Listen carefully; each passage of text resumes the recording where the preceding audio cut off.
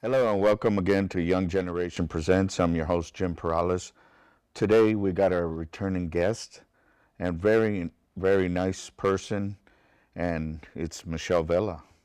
Thank you. Thank you. Yeah, my first question today was as a first elected female constable, what have you been, what is your accomplishment, excuse me. Okay. Sure. Well, thank you first for having me on the show. It's always nice to come back and spend some time with you and get to talk to the community and let the constituents know what's going on. Within my first 4 years, my accomplishments have been, just getting some building trust between law enforcement and the community once again. I think that's really important to reach out to the community, see what they want and need and what they're looking for in a constable's office. And so, working with actually the community, we've been able to start building that relationship again, considering all the negativity that's out there within law enforcement.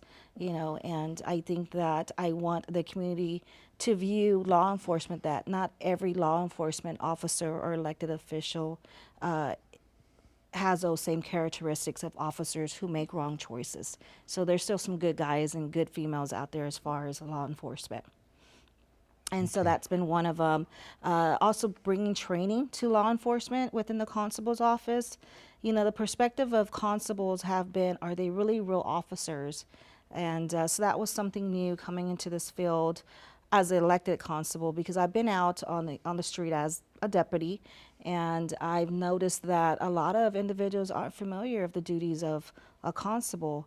And really, at the end of the day, we're law enforcement. We go through the exact training as any other officer within law enforcement.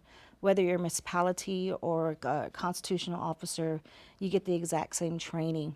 And so within that, we come out and we do the duties.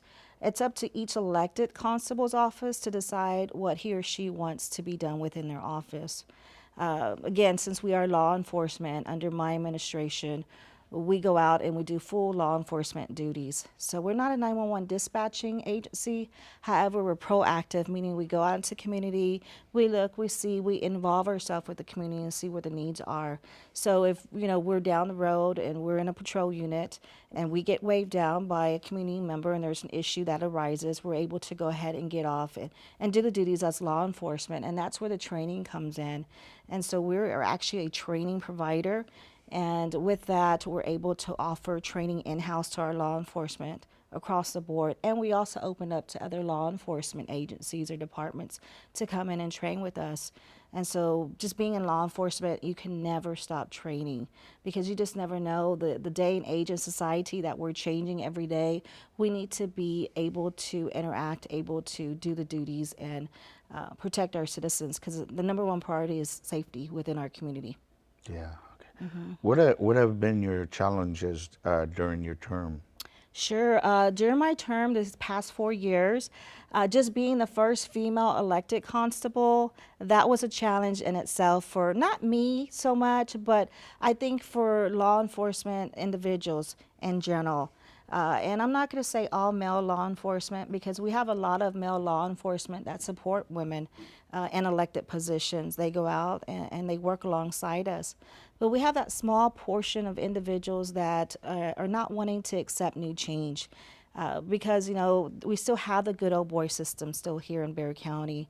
And so to see a female in a position of authority, it's really hard for some individuals to accept. So that's been a challenge. I just want them to understand that when we go out there, me as an elected constable, I'm no different whether I'm a female or a male. I'm the elected official that was elected by the constituents to do a job that was chosen. And so it's for the best interest of our constituents that we go out there and do the best job we can. And that's my ultimate goal. And just getting out there, interacting. As far as training, that was another issue we've had. Being the first elected female constable, does she have the knowledge to actually do the job? Does she have the training to do the job? And does she really know anything about policing? And so not a lot of individuals know that I've worked in a full-time capacity as well as a reserve capacity, meaning non-paid officer. And so I've learned every field within law enforcement. I've always been one of those individuals that go out there and I just want to learn and know everything as much as I can because I'll be more effective at that position. And so I've worked every aspect within law enforcement. And for someone to notice that, I have an open door policy. And Okay. so I invite people to come in and find out who I am and what I stand for and what I'm looking for as far as bringing forward change for based on the constituents of what they need and want. And so the challenges has been, is she a real officer? Does she know what she's doing? And as a woman, is she able to handle this position in law enforcement in an elected field?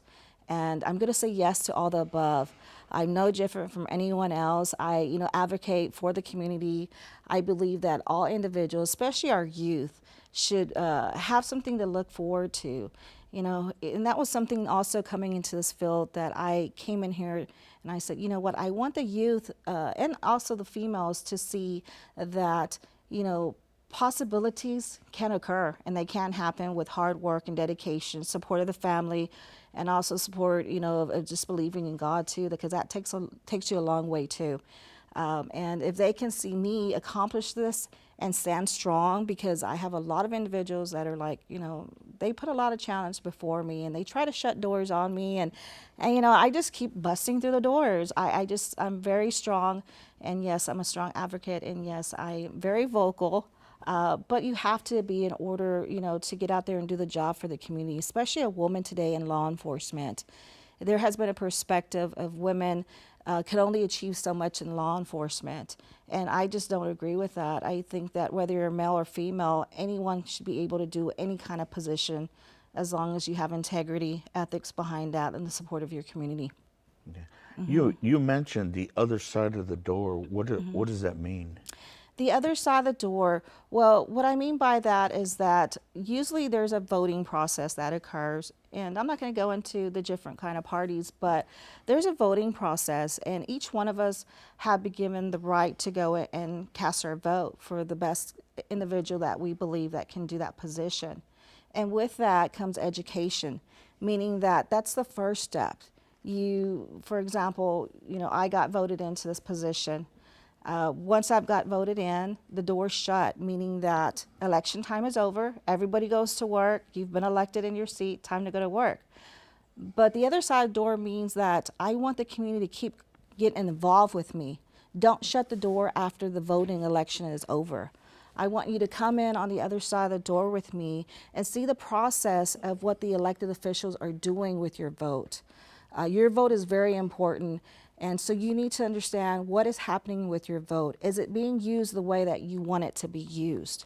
Also, there's times where there's made up stories out there that comes across the media. And so if the individual is involved with their elected official and they're involved on that other side of the door with them, then they'll know exactly what's transpiring and if those stories are true or not, because you're involved on a daily basis with that individual. You know the integrity they have, the commitment they have to the community and what they stand for. So that's really important to keep educating, to keep coming over on the other side of the door, to not stop getting involved with that constituent. Yes, with the elected official, because yes, the constituent voted you in, but it's a team effort. You got to keep working together. You can't stop once the voting sites have closed down. And so you're also aware of, what you're looking for in that elected official. Is he or she doing, what you thought that they would do as, when you cast your vote? And also, let's say that, you feel that some more changes need to be made as a constituent.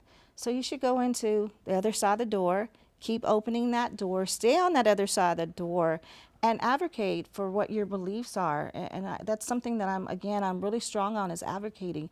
I have an open door policy where my constituents are able to come into my office anytime that I'm there. If I'm in a meeting or out of the office, I still make it happen. Make sure you get your number down and your name down, and we're going to make it happen where I'm able to talk to you, because I wouldn't be in the seat if it wasn't for the constituent. So why not make time for that individual to see what he or she is wanting to bring to the table? And sometimes, some of that information is really good for us as elected officials, because I'm always open to suggestions.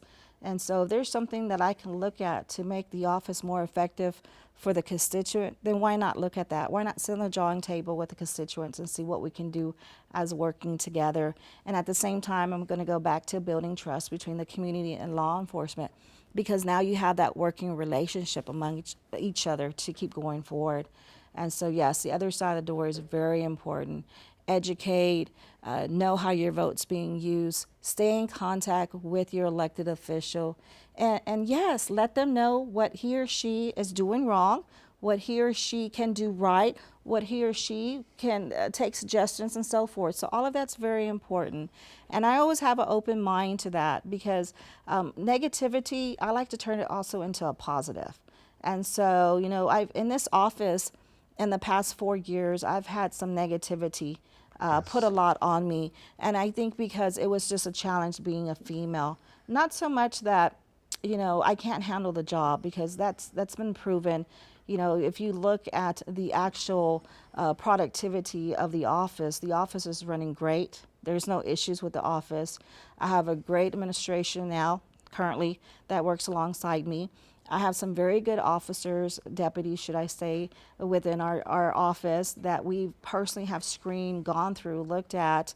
And also, I've been involved in the hiring process as the elected official, because I thought that was very important, to sit on the board and look to see what's transpiring during the hiring process.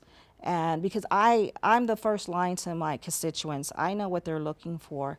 So I can also put that on the hiring process when we're interviewing someone. Is this going to be a good individual for the office? Are they going to be able to do the job that the constituent is looking for also? And so it's a hiring process, but in the back of my mind, I always have my constituents' ideas and what they're looking for too in an officer. And so that's why, that's one of the reasons why I sit on the board too. That way we're very thorough on the screening process. Now, officers today, they have so much, they're on the media 24/7. And I'm going to say I'm right there with them, because I am the female constable here within Bexar County. But, the only way the constituent is going to know exactly what's occurring is to go to that office, to get involved with that office, and to get to know everyone within the office. We have constituents currently that come over and they hang out in my office and they walk around the office, because it's also their office. It's not just mine. It's a community effort. And so we work together. And so that's been really good. And we keep striving forward.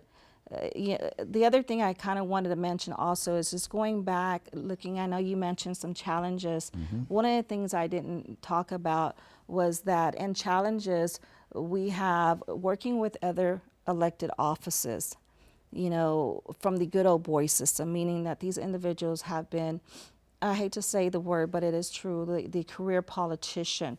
The career politician is someone that's been in office for a certain amount of time and has forgotten what they were elected to do, has forgotten what the constituents elected them to do.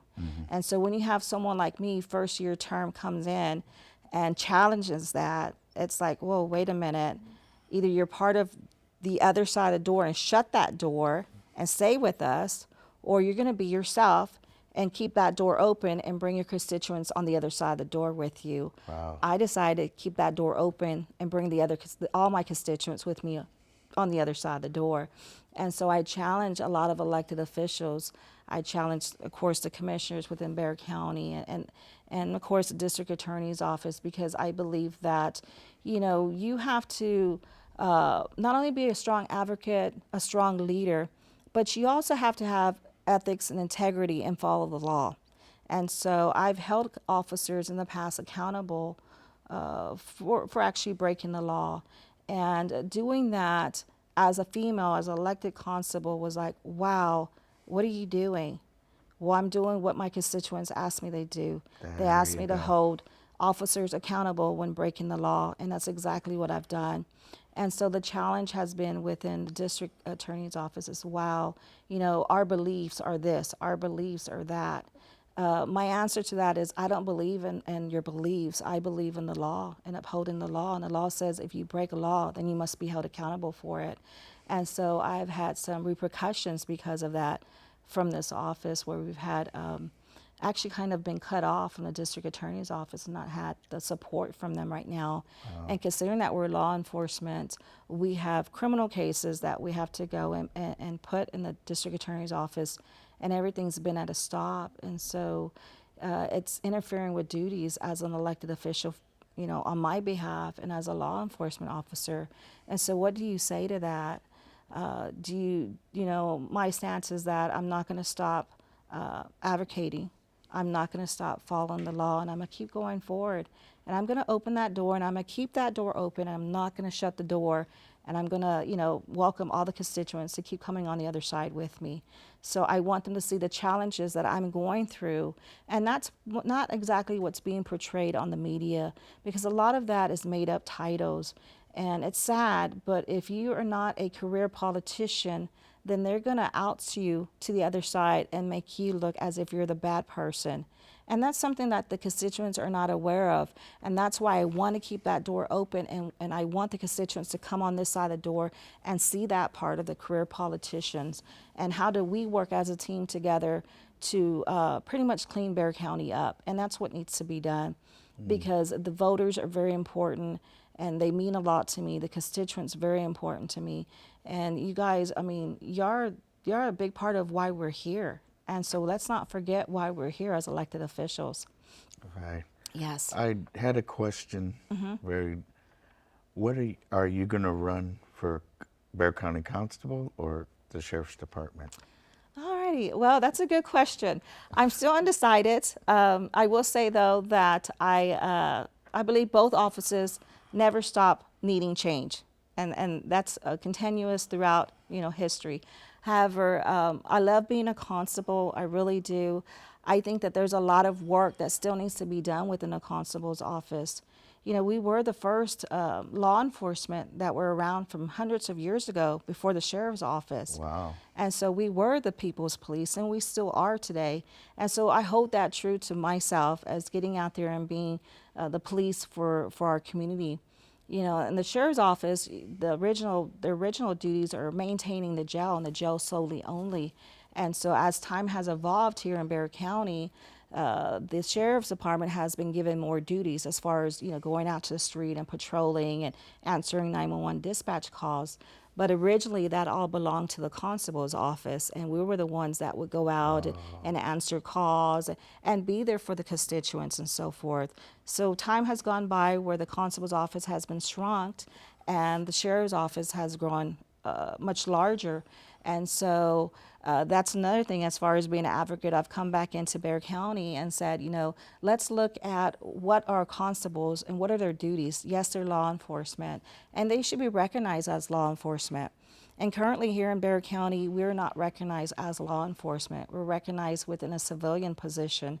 And so these officers are getting paid less money for being titled as a civilian versus the Bexar County Sheriff's Department, where they're getting paid at law enforcement pay. But yet the sheriff's deputies, as well as my deputies, do the exact same job. And so the treatment of fairness is not there, and that's something I stand for too, as fairness across the board. And so when looking at the whole totality of who is a constable, a precinct to, of course, that would be me, the first elected female constable. And I was elected based on people, the constituents wanting change. And that's what I brought, was change to the community of Precinct 2. And I'm going to continue that throughout, my term here, and perhaps the next 4 years. I'm not quite sure whether it's the constable's office or sheriff's office, but I'm committed to be committed to my constituents, to hold integrity true to my heart, because that means a lot, to hold officers accountable, and to keep that trust between law enforcement and the community. And so, yes, sir. Wow, that's good. Also, I wanted to know, sometimes you call the Bexar County courthouse and stuff, and you're on the line for a long time. Right. I heard you answer the phones right away. I do. And everything for the people. I do. I'm very hands-on in my office. So when someone calls, sometimes you catch me picking up the phone and hi, this is Constable Vela, how can I help you? And so I try to be involved as much as I can with the office because that's an important aspect of what we do. But I'm also hands-on on the street too with my officers. And so I go out to the field, and that's sometimes where the media gets involved and says headline news, something comes up. And but again, I want my constituents to understand that, you know, whether you're a male or a female in law enforcement, a law enforcement position, you must be assertive at times. Sometimes you must be compassionate. And so there's a lot of roles and hats that we play within just being in law enforcement, especially as an elected official. And so that's something that I stress to the community to not always believe everything that's out there, but to come and get to know who I am and what I stand for. Because yes, I am seeking another 4 years, whether it's the constable's office or the sheriff's office, but it's all about the constituents and what they want and need. It's always been about them. But we held a lot of community events too, so we're fixing to have one here pretty soon. Really? Halloween's coming up, so it's one of my favorite ones. October 26th from 5 to 9 p.m. at 7723 Gilboa Road, Precinct 2. It's all free. I pay for everything that's put on there. Sometimes we have small donations from some of the local restaurants there, but the majority of everything's been paid by me for the past several years because I think that giving back to the community is really important. And so, that's also been another challenge is just to get Bexar County to get funds over to our office to hold community events for the community, keep our community safe. So I haven't had their cooperation, but it doesn't stop me. So I'm like, okay, no problem. We'll go back and I'll look at my personal funds and see how I can put on this event for the community, whether it's for the children or whether it's for the elderly, because they're very important too. And so we keep on working with our community the best that we can. Wow, that's good. And you're committed to your community? Yes. What does that mean? Committed means I'm there 24/7. I work more than 40 hours a week. I'm always working.